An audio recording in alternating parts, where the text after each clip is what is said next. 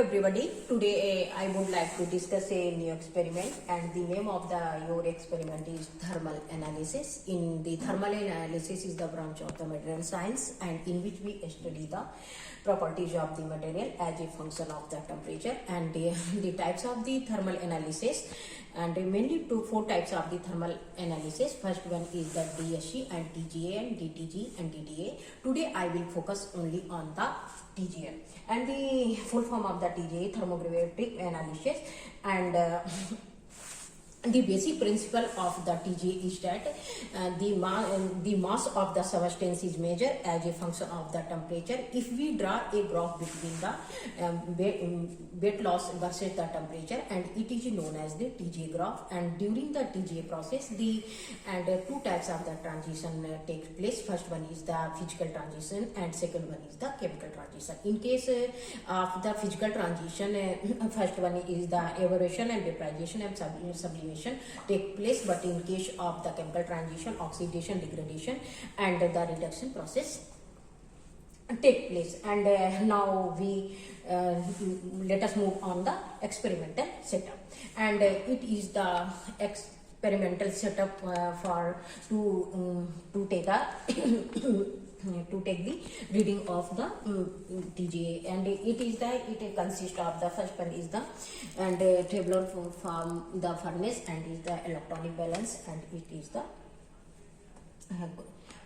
your furnace, and the furnace should be designed in such a manner it provides a linear heating range, and by using here it is a the sample holder, and it is also connected with the thermocouple, and using of this the electronic balance you can take your reading and make a table between in this manner, and by using the temperature from the furnace, and it goes to the different from the different weights, and you can start the reading from the 40 degrees Celsius and not to the 550 degrees Celsius, and with a difference of the 5 degree Celsius, and in this manner you can make a table and temperature and weight, and after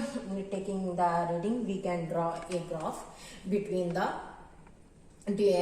weight difference and versus temperature and weight temperatures, and what is and derivative of the weight difference and the derivative. And now let us move on the theory part for this experiment, and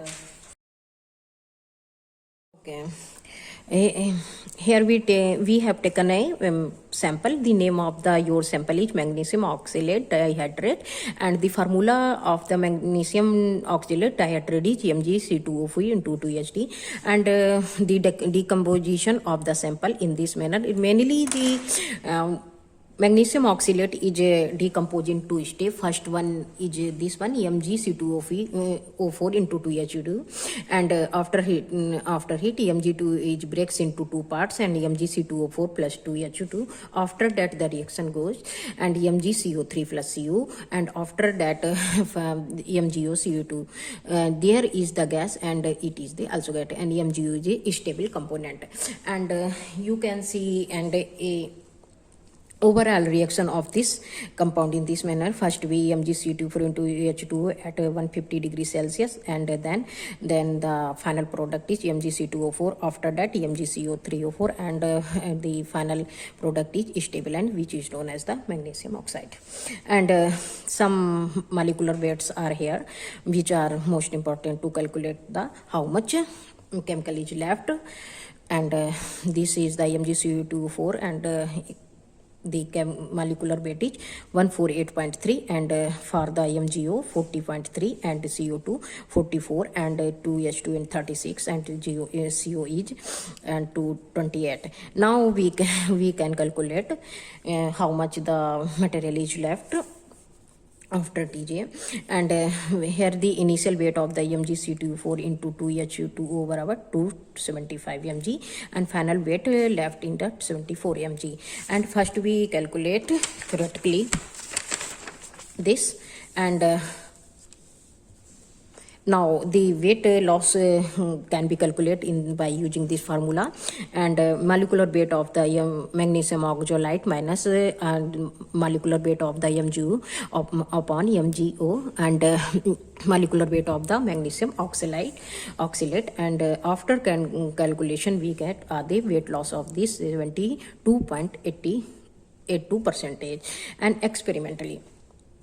And we can calculate by experimental weight loss and initial weight minus final weight upon initial weight into 100, and using the initial value and the final value of your compound, you can calculate with the after calculation the weight loss is 73.09%, and if we can calculate error, how much error is occurred here, and here the 0.37% occur.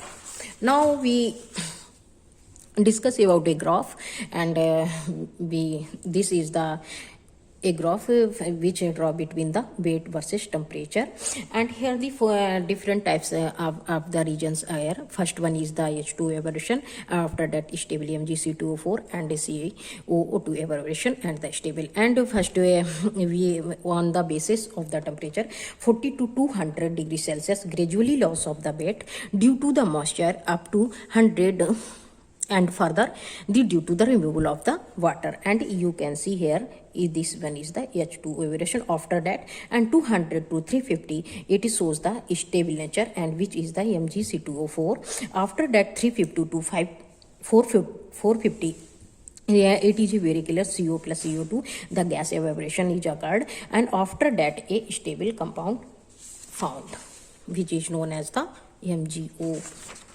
And it is the weight difference versus the temperature, it is similar, and with the previous one. Now we calculate the